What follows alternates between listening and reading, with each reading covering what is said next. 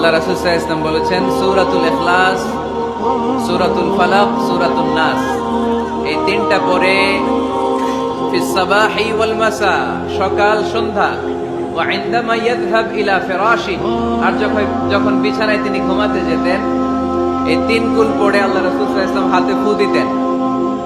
আর ওই ফু দেয়া হাতটা মাথা থেকে মুছতে মুছতে পা পর্যন্ত মুছতেন। It's a protection from a lord, এটা আমাদের রবের পক্ষ থেকে একটা প্রোটেকশন। সুবহানাল্লাহ পড়েন। We should take this protection every day at morning and evening. শয়তানের ওয়াসওয়াসা থেকে, জিন ভূতের আসর থেকে বাঁচার জন্য এই প্রোটেকশন আমাদের নেওয়া দরকার। আমাদের আদরের কচি কাঁচা সোনামণিরা যারা আছে, তাদেরকেও, বাচ্চাদেরকেও জিন ভূত ডিস্টার্ব করে কি করে না? করে। আমরা তাদেরকেও এগুলো শিখাইয়া দিব। এগুলোকে বলে আর রুকিয়া আল ইসলামিয়া, ইসলামী রুকিয়া। এই